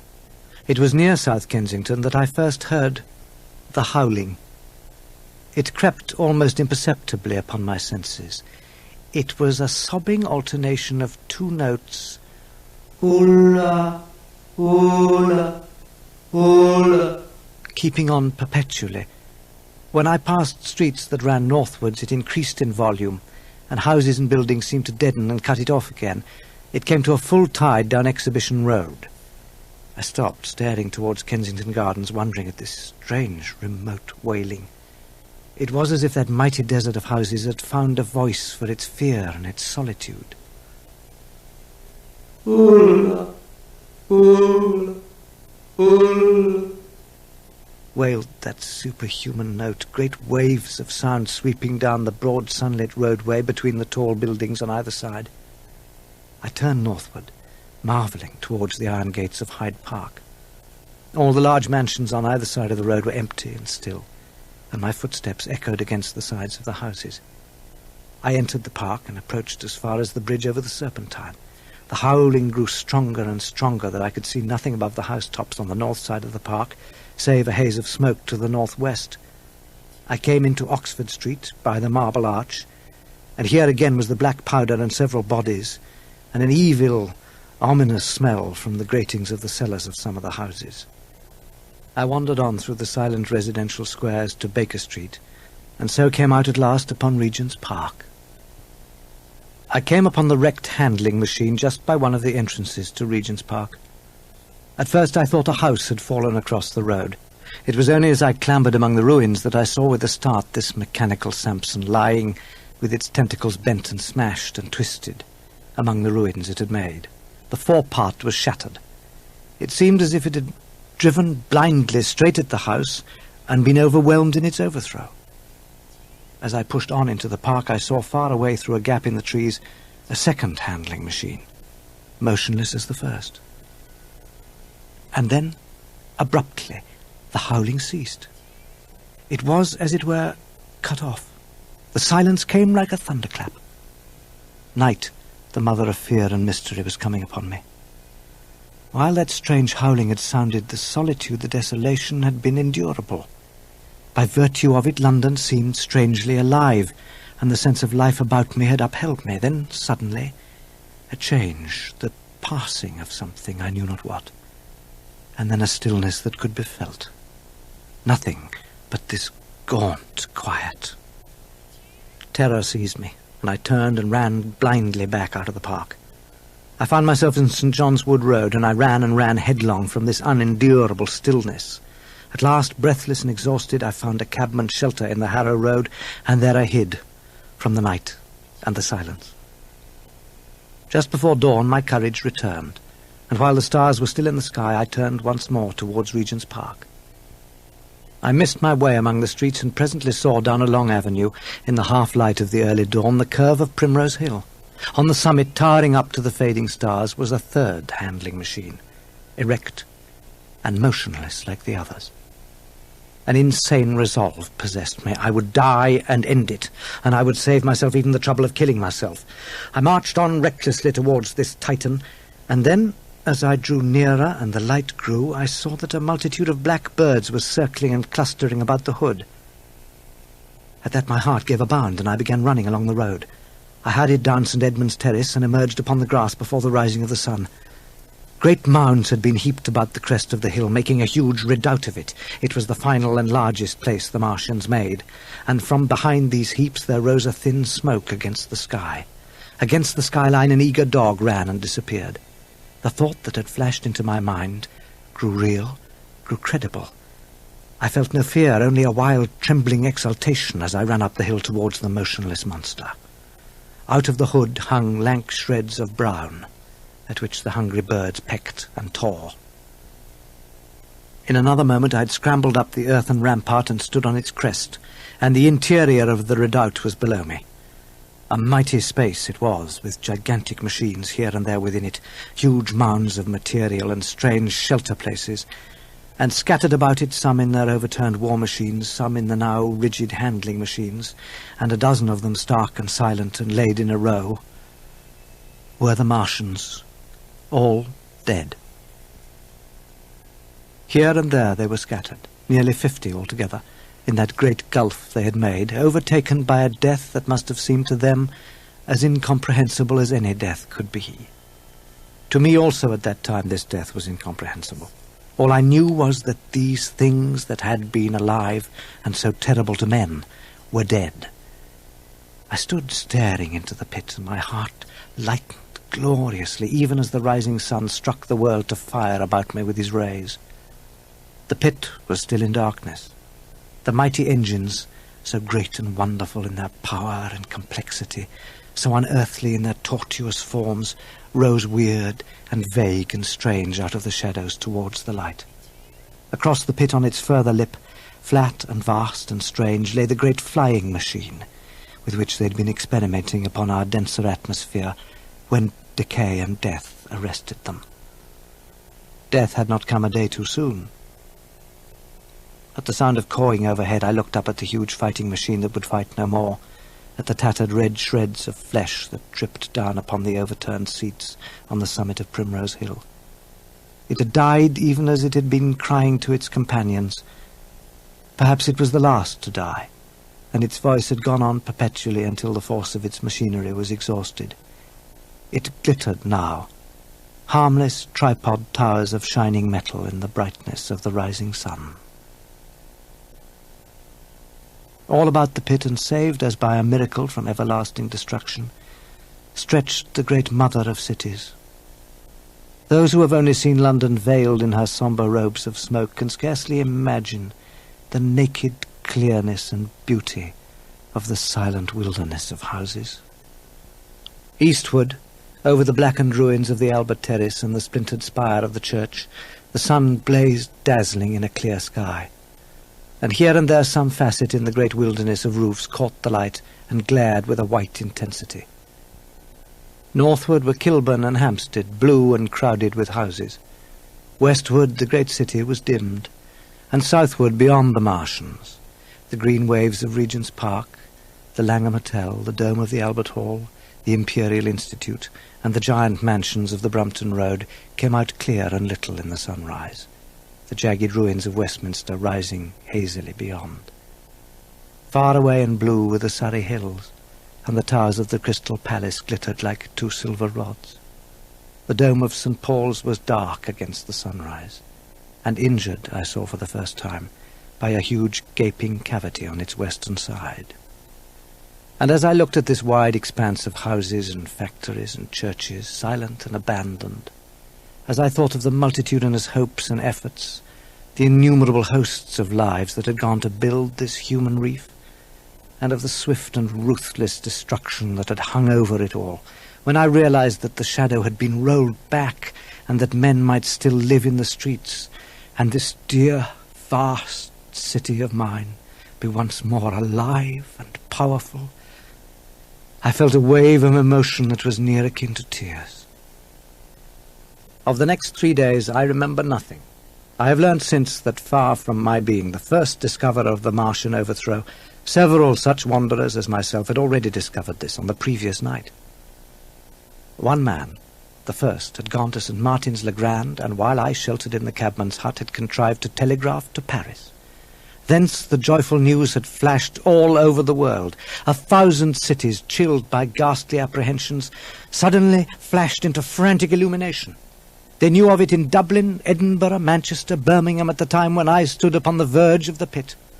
Already men weeping with joy, as I have heard, shouting and staying their work to shake hands and shout, were making up trains to descend upon London. The church bells that had ceased a fortnight since suddenly caught the news, until all England was bell-ringing. Men on cycles, lean-faced, unkempt, scorched along every country lane, shouting of unhoped deliverance, shouting to gaunt, staring figures of despair. And the food, across the Channel, across the Irish Sea, across the Atlantic, corn, bread and meat were tearing to our relief. All the shipping in the world seemed going Londonward in those days. But of all this I have no memory. I drifted, a demented man. I found myself in the house of kindly people who had found me on the 3rd day, wandering, weeping and raving through the streets of St. John's Wood. Troubled as they were with their own affairs, they sheltered and fed me, and very gently, when my mind was assured again, they told me what they'd learnt of the fate of Leatherhead. 2 days after I was imprisoned in the house at Mortlake, it had been destroyed, with every soul in it, by a Martian. He had swept it out of existence, as it seemed, without any provocation, as a boy might crush an anthill, in the mere wantonness of power. I cannot but regret, now that I am concluding my story, how little I am able to contribute to the discussion of the many debatable questions which are still unsettled. My particular province is speculative philosophy. My knowledge of comparative physiology is confined to a book or two, but it seems to me that Carver's suggestion as to the reason for the rapid death of the Martians is so probable as to be regarded almost as a proven conclusion.